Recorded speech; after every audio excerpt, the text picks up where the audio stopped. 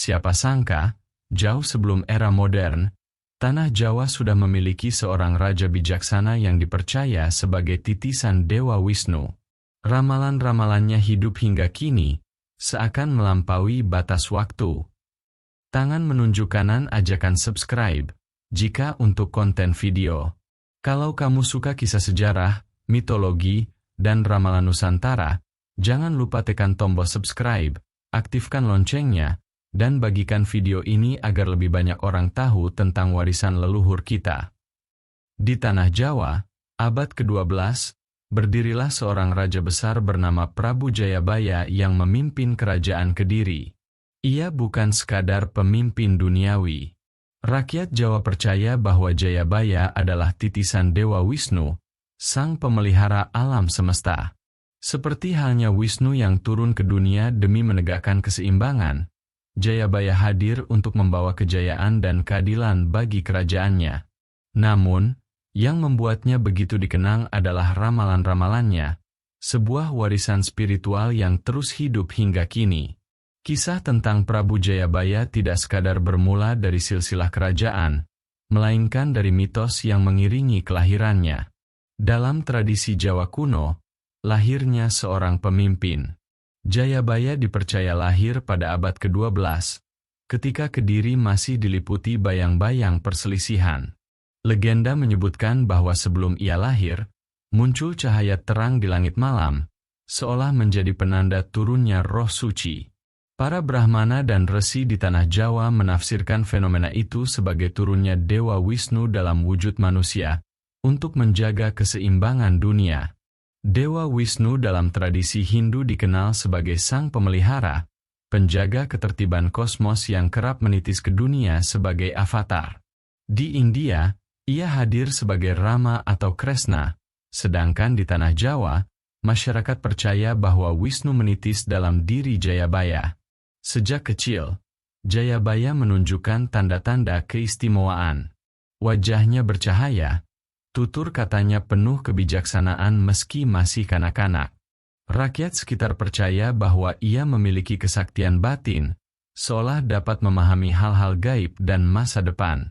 Orang tua dan para resi di Kediri meyakini bahwa Jayabaya tidak sekadar manusia biasa, melainkan anak pilihan yang kelak akan mengembalikan kejayaan kerajaan. Ia pun dididik dalam tradisi kebangsawanan sekaligus spiritualitas. Belajar ilmu kepemimpinan, dharma, kesusastraan, dan laku tapa brata. Cerita tutur menyebut, ramalan tentang dirinya sudah ada bahkan sebelum ia naik tahta. Para pendeta mengatakan bahwa akan lahir seorang raja besar yang membawa era keemasan Kediri. Saat Jayabaya beranjak dewasa, tanda-tanda ramalan itu semakin jelas. Ketika ia diangkat sebagai raja, rakyat menyambutnya dengan keyakinan penuh. Inilah saat Wisnu menitis di tanah Jawa, membawa cahaya keadilan dan kemakmuran. Ketika Prabu Jayabaya naik tahta, Kediri berada pada titik persimpangan. Kerajaan ini mewarisi tradisi panjang dari dinasti Panjalu dan Kahuripan, namun perselisihan internal dan ancaman dari luar membuat rakyat hidup dalam ketidakpastian. Kehadiran Jayabaya seolah menjadi jawaban atas doa rakyat, seorang pemimpin yang mampu menghadirkan keteraturan dan kemakmuran. Era kesejahteraan. Di bawah pemerintahannya, Kediri memasuki masa yang oleh sejarawan dan budayawan disebut sebagai masa keemasan. Pertanian berkembang pesat, terutama beras sebagai hasil utama tanah Jawa. Sungai berantas yang membelah kerajaan dimanfaatkan untuk irigasi, sehingga panen melimpah dan rakyat tak kekurangan pangan. Rakyat merasa hidup dalam lindungan raja yang adil. Hukum ditegakkan, pajak diatur dengan bijak, dan distribusi hasil bumi dilakukan tanpa merugikan kaum kecil. Semua ini memperkuat keyakinan bahwa Jayabaya benar-benar titisan Dewa Wisnu, sang penjaga keseimbangan dan kesejahteraan. Selain makmur secara ekonomi, Kediri di bawah Jayabaya menjadi pusat kesusastraan Jawa kuno. Pada masa inilah lahir karya Agung Bharatayuda, 1157 m, yang ditulis oleh M.Pu Sedah dan diselesaikan oleh M.Pu Panuluh. Kisah Mahabharata yang diadaptasi ke dalam nuansa Jawa ini bukan sekadar hiburan, melainkan panduan moral dan politik bagi kehidupan masyarakat. Karya sastra lain seperti Hariwangsa dan Gatotkaca juga berkembang pada era ini. Kesusastraan tidak hanya menunjukkan kejayaan intelektual Kediri, tetapi juga mengukuhkan peran raja sebagai pelindung ilmu pengetahuan, sebagaimana Wisnu menjaga kebijaksanaan. Jayabaya dikenal mampu meredam pemberontakan dan menjaga wilayah Kediri tetap utuh. Di tengah keragaman masyarakat Jawa kala itu, ia menegakkan prinsip dharma, keadilan, kebenaran, dan harmoni. Berbeda dengan raja yang memerintah dengan kekerasan, Jayabaya memimpin dengan kebijaksanaan. Ia disegani, bukan ditakuti. Rakyat Jawa menggambarkan masa pemerintahan Jayabaya sebagai tanah subur, rakyat makmur, pemimpin adil. Kediri menjadi pusat perdagangan yang ramai, di mana pedagang dari Nusantara maupun mancanegara singgah. Alam yang makmur, rakyat yang tenang, dan raja yang bijak menciptakan gambaran ideal tentang pemerintahan yang sesuai dengan ajaran Wisnu, melindungi, menyeimbangkan, dan memelihara kehidupan. Jika pada bab sebelumnya Jayabaya dikenang sebagai raja yang adil dan bijaksana, maka pada bab ini ia dikenang sebagai peramal besar yang ramalannya hidup ratusan tahun setelah kematiannya. Ramalan itu dikenal luas dengan sebutan Jangka Jayabaya. Ramalan Jayabaya bukan sekadar prediksi politik atau alam, melainkan semacam peta jalan, perjalanan bangsa Jawa. Dalam masyarakat tradisional, ia dianggap sebagai bisikan ilahi, yang diterima Jayabaya sebagai titisan Wisnu. Karena itu, ramalannya tidak dianggap berasal dari manusia biasa, melainkan dari kekuatan gaib yang lebih tinggi. Salah satu inti dari ramalan Jayabaya adalah bahwa Jawa akan mengalami masa suram. Dalam Jangka Jayabaya disebutkan bahwa tanah Jawa akan dikuasai bangsa asing. Pertama, oleh bangsa berkulit putih dan berhidung mancung, yang kemudian dihubungkan dengan kedatangan bangsa Eropa, khususnya Belanda. Kedua, oleh bangsa berkulit kuning, yang dipercaya sesuai dengan pendudukan Jepang di Nusantara pada abad ke-20.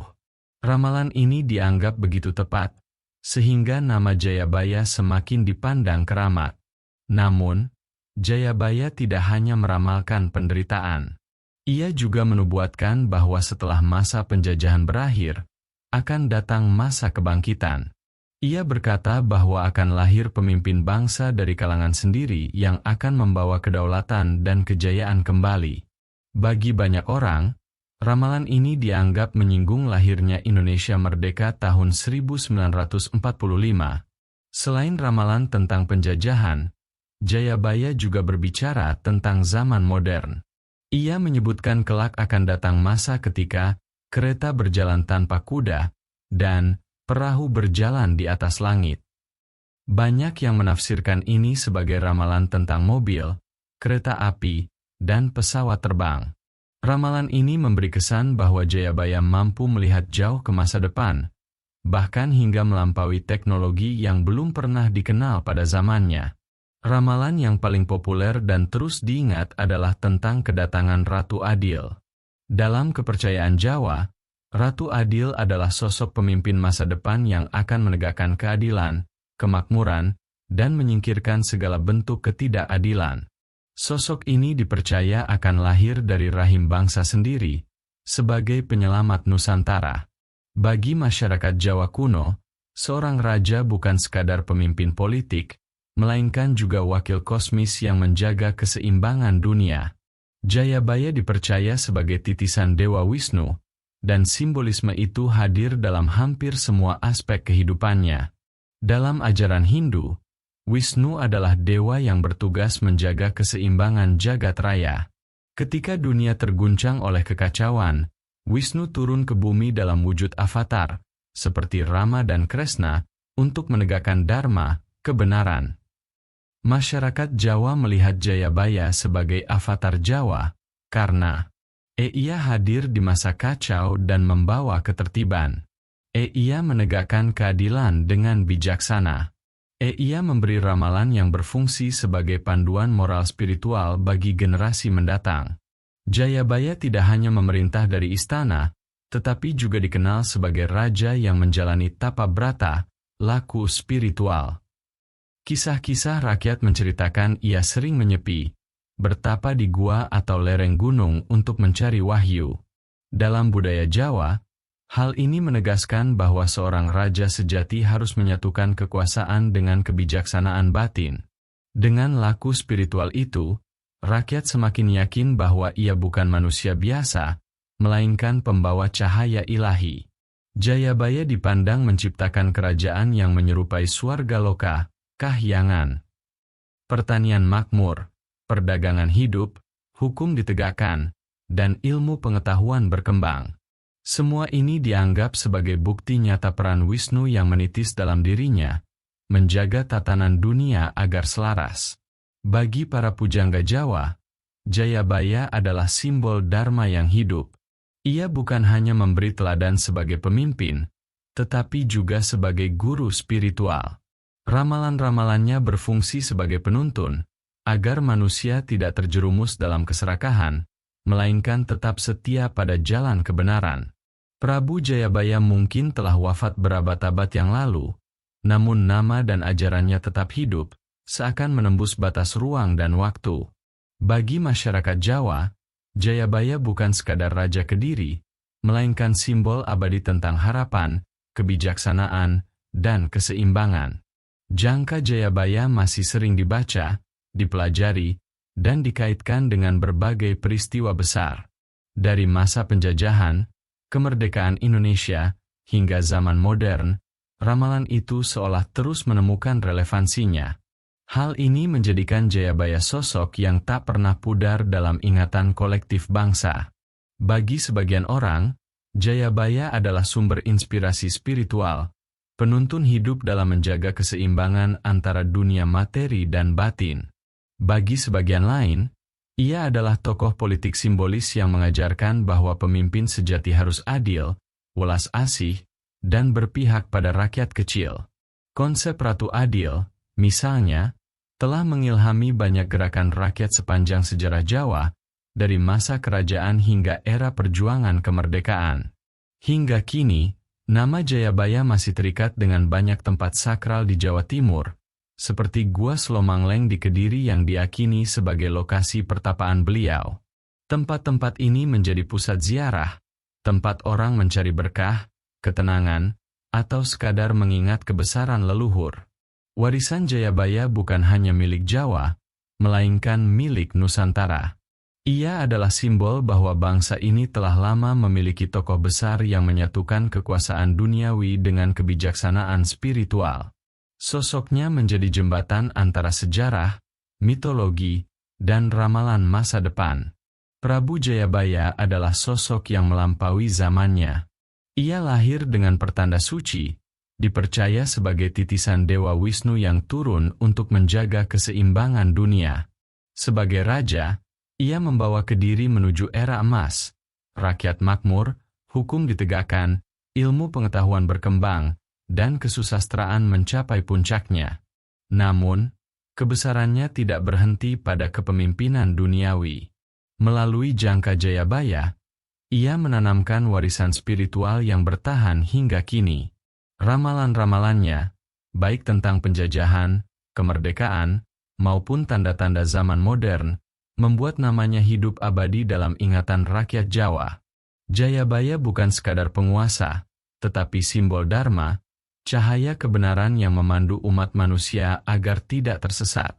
Ia adalah pengingat bahwa pemimpin sejati harus adil, welas asih, dan berpihak pada rakyat. Hingga hari ini, nama Jayabaya tetap dihormati. Ramalan dan ajarannya terus menjadi bahan renungan, seolah menegaskan bahwa warisan leluhur bukan hanya dongeng masa lalu, melainkan pesan abadi yang menuntun kita di masa kini dan masa depan. Kilauan, kebijaksanaan sejati tidak akan pernah padam. Selama manusia masih mencari cahaya, nama Jayabaya akan tetap hidup.